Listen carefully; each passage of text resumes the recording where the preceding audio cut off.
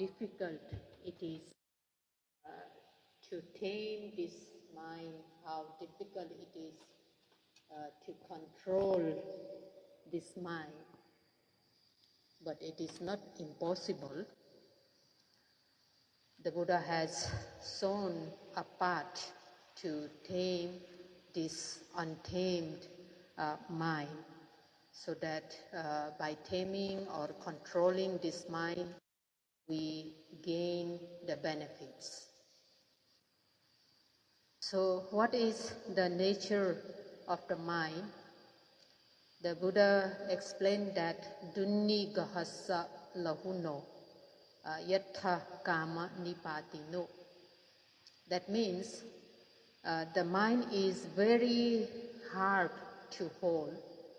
The mind is very hard to seize. It is very difficult to catch this mind, which is mostly going to some improper objects.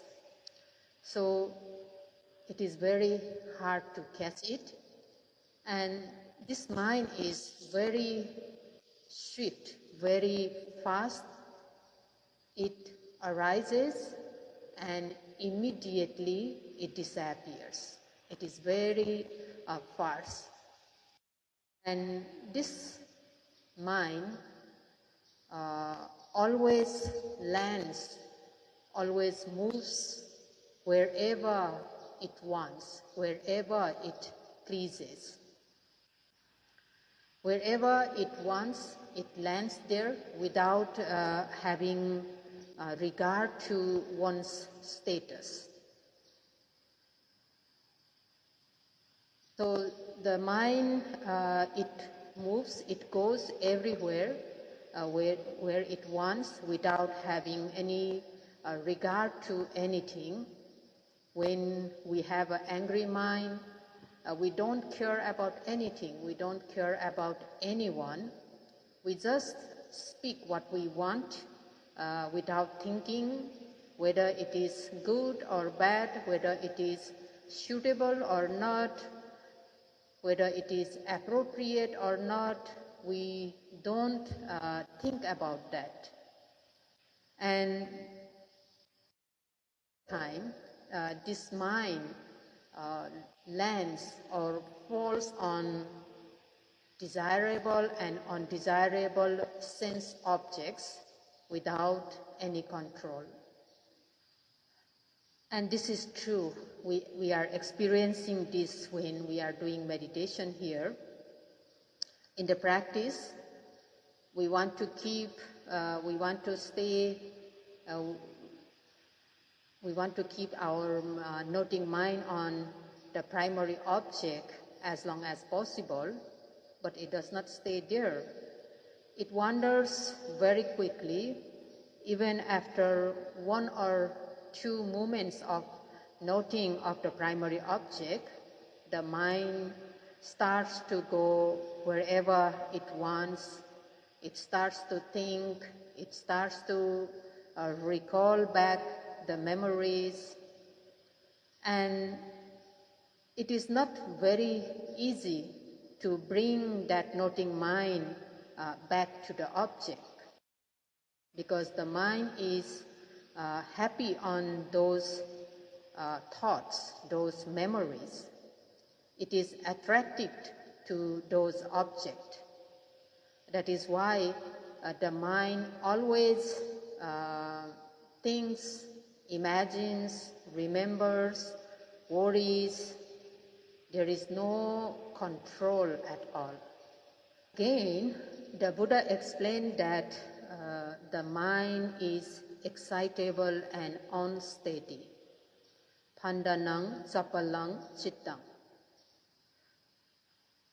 It is very difficult to control and to restrain.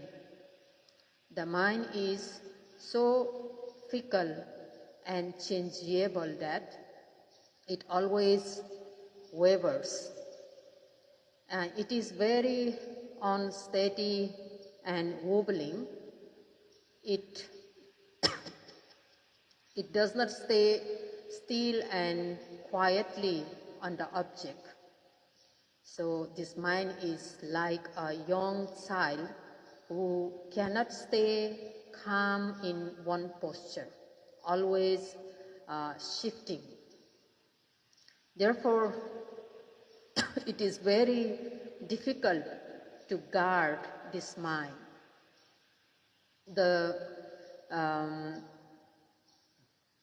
It means it is very hard to keep this mind on the appropriate object. It is difficult to protect this mind. So it is very difficult to stop this mind from going to the opposite dhammas. And the mind is very hard to see with the knowledge. Sududdhasang. We are unable to see the wandering mind, the thinking mind very easily. Sometimes we even don't know where the mind is, what the mind is doing, whether the mind is observing the objects or whether it is thinking or planning or daydreaming. It is very difficult to notice the mind. And even if we come to know the wandering or thinking mind, sometimes we come to know this wandering or thinking mind only after some time or long time, or only after the whole story finishes, then we come to realize that wandering mind. And the mind is also very subtle, sunipunang. It is very subtle, very delicate, so it is very difficult to recognize. Another nature is the mind can go very far. It can wander in the far distances, durangamang. Although we are staying here, we are sitting here, although the physical body is here, but the mind can travel very far. Now at the moment you are listening the Dhamma talk, but many times your mind is not here. The mind is not here all the time. If you are very careful, you will notice that. Although you are sitting here trying to listen the Dhamma talk, but many times this mind goes to the home and returns to this Dhamma hall, and again goes to home and return to Dhamma hall. Many times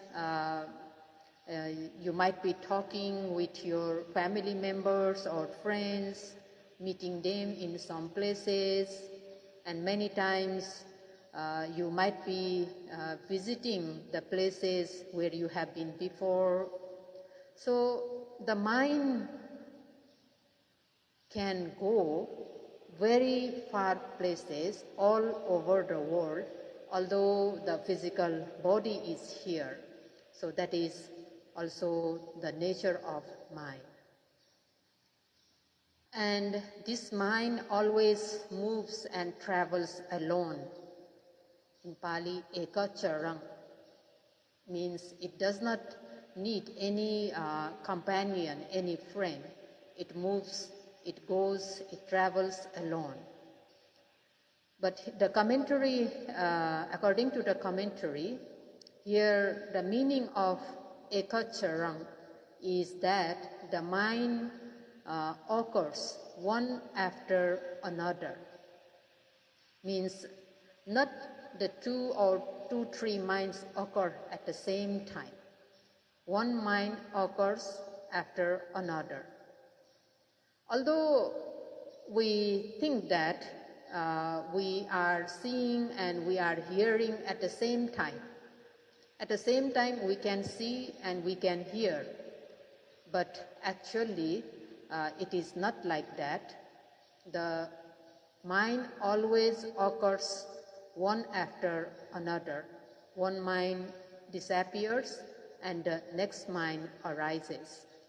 That is what the Ekacharang. And again, the mind does not have a physical body, asarirang. The mind does not have a physical body. If the mind has a physical body, we may tie it on the pillar with the help of rope. But we cannot tie this mind because it does not have the physical body. Therefore, this mind is moving freely, and this mind goes everywhere where it wants.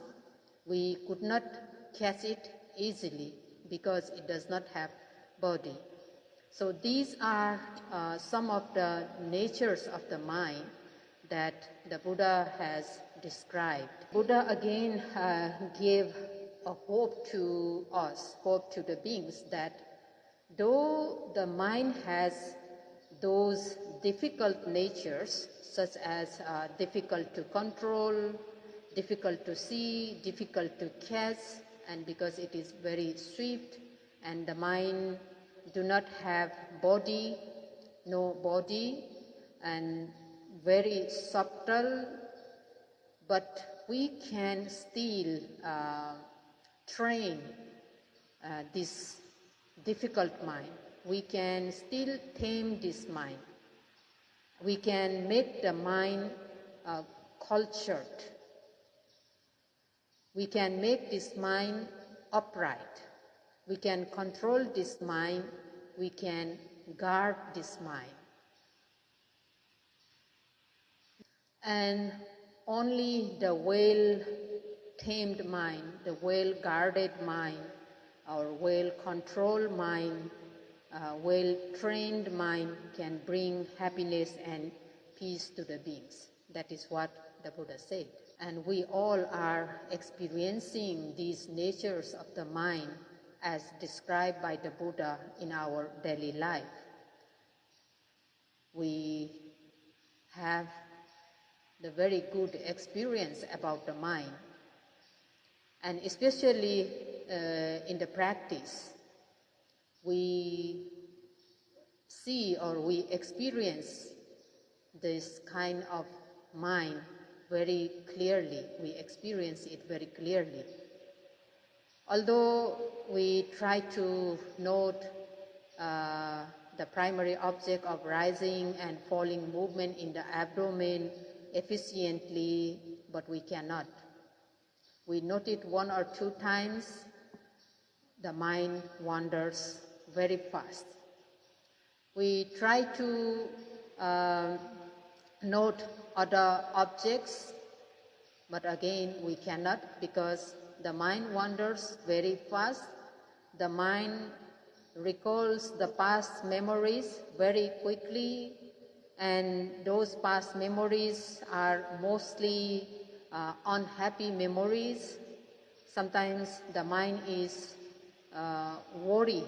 We are worried about our future, and this mind always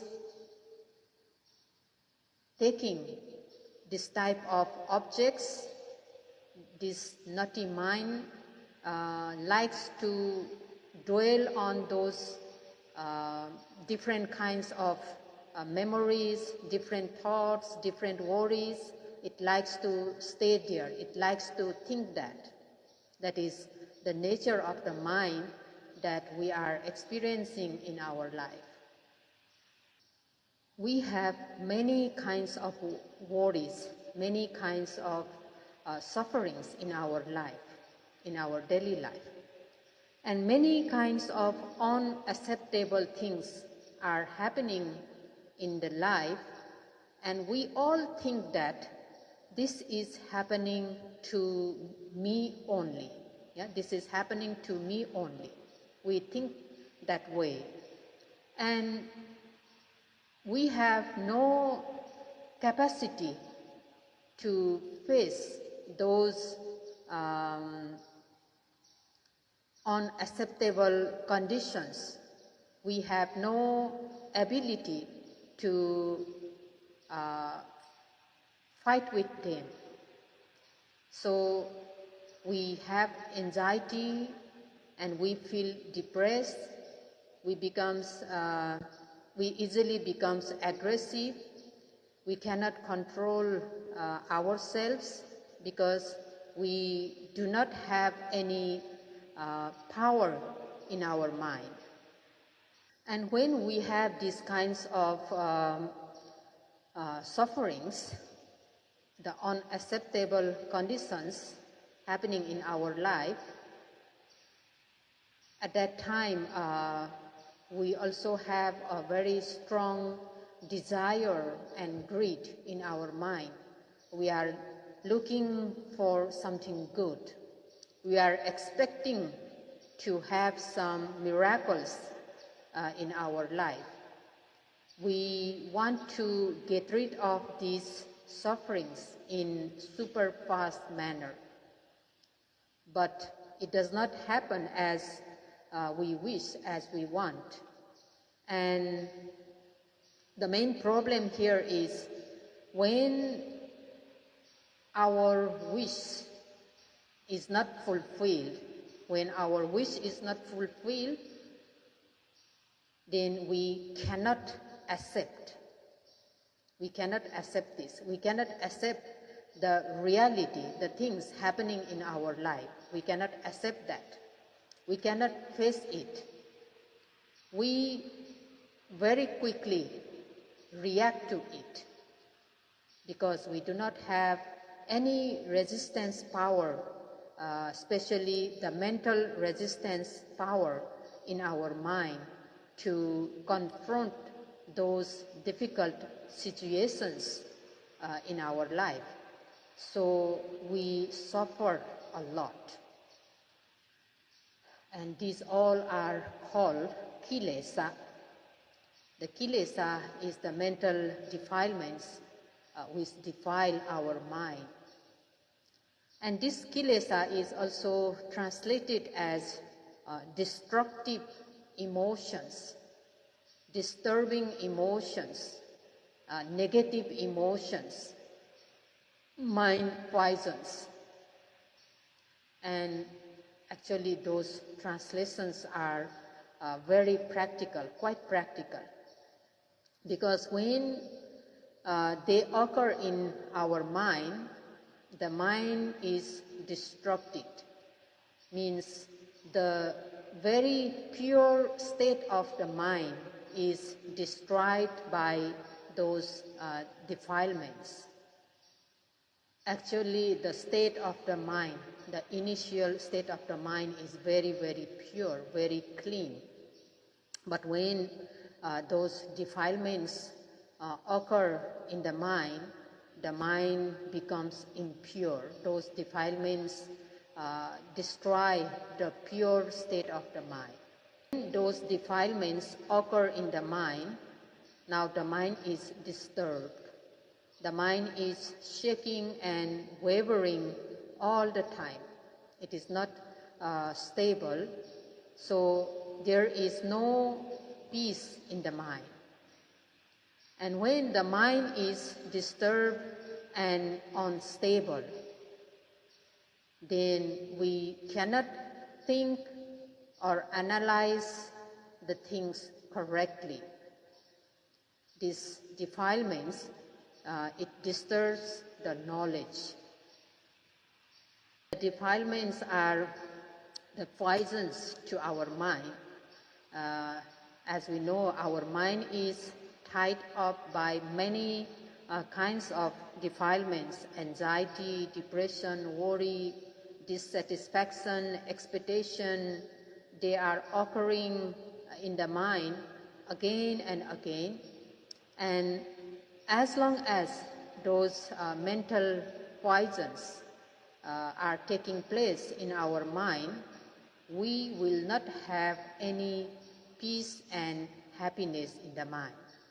So to be able to face all those conditions in our life and to gain peace and happiness, we must have some resistance power in the mind, the mental resistance power in the mind. But our mind is, we have no strength in the mind. Our mind is not matured. It is very weak, very tender. So this type of mind cannot withstand any kind of favorable and unfavorable conditions of the life. And actually, we all are not very awake of this fact. And we are taking care of our physical body very well to get the physical resistance power to fight with some diseases. We are taking suitable food, we are doing physical exercises, we are taking supplements, multivitamins, etc. But we have not done anything to keep the mind strong. We have not done any, we have not given any vitamins to the mind to keep it strong. And that is the reason that we cannot face the challenges of the life when we encounter them. And we easily feel depressed and tensed. And the Buddha gave us a way or method to make the mind strong, to develop the resistance power in the mind. The Buddha has shown us a method, a path.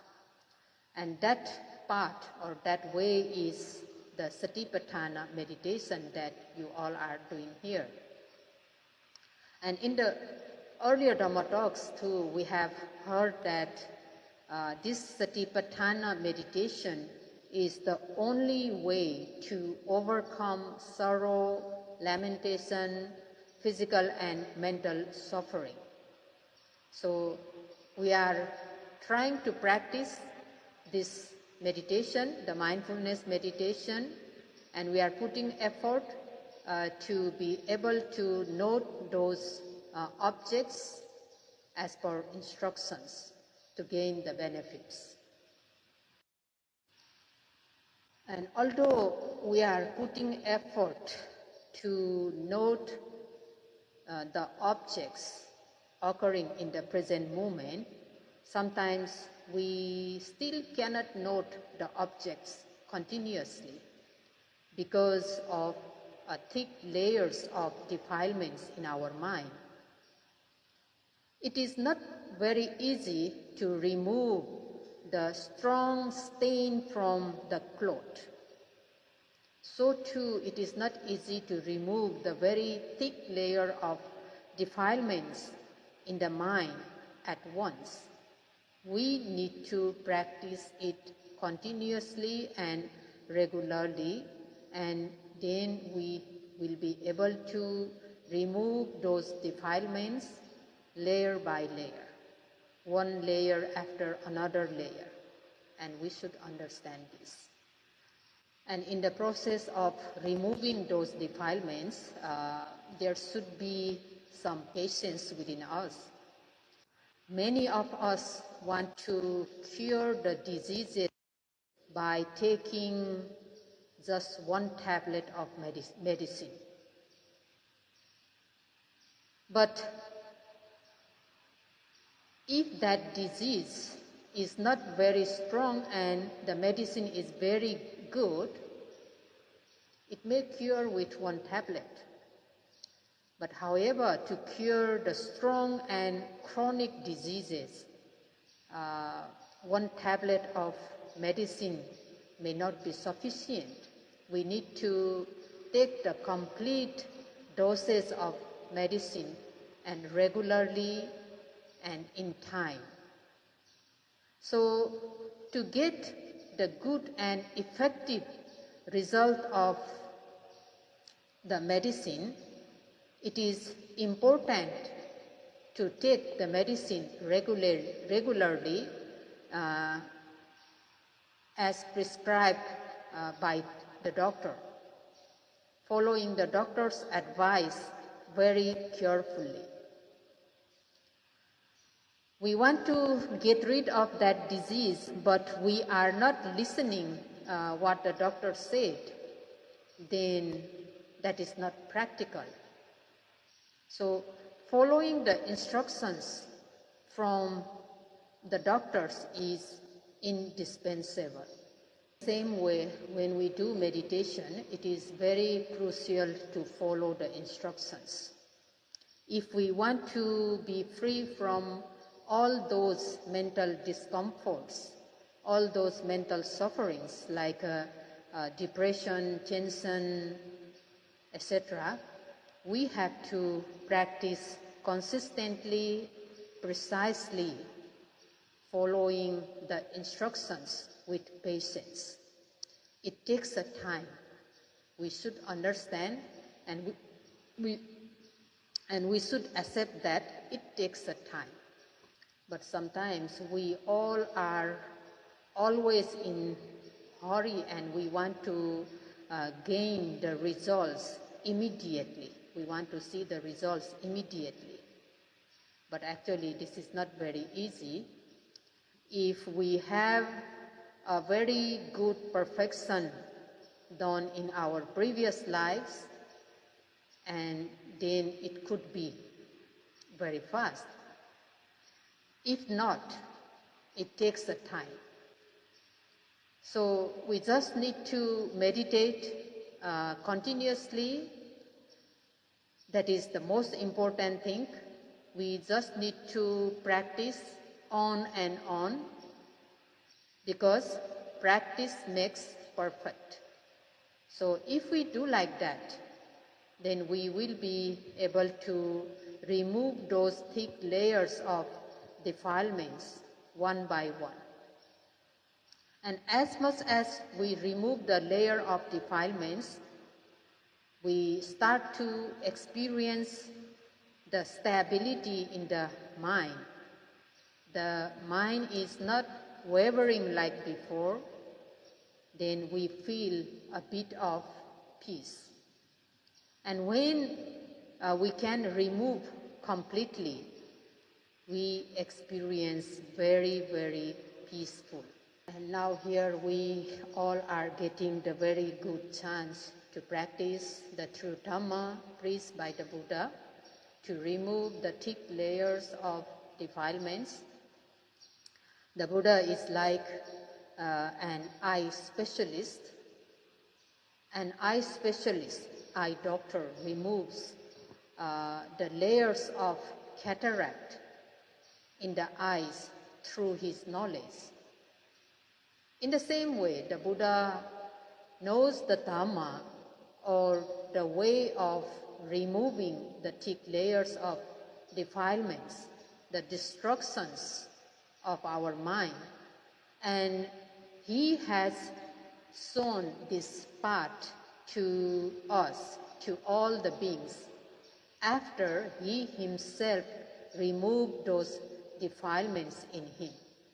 So the correct Dhamma, the right Dhamma, the right path is the medicine to take out things that disturb us from seeing rightly or correctly. For it's just important to follow the instructions, and whenever you are having those kinds of mental thoughts, thinking, memories, some sad experiences, so whatever occurring in the mind, you just take it as an object, note it few times, and try to stay with the physical objects more, because the physical objects are more easier to note than the mental objects.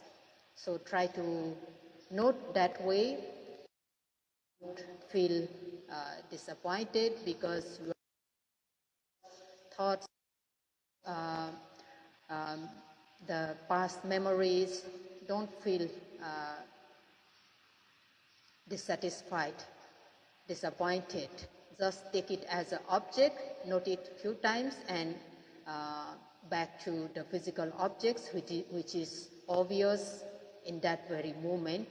If you can practice this way, surely you will be able to train your mind very easily. And that's all for today. สาธุสาธุสาธุอิดังโนญาตินังโหตุสุขิตาหนตุญาตโยอิดังวัตเมบุญยังอาสวัคขยาวะหังหนตุอนาคเตกา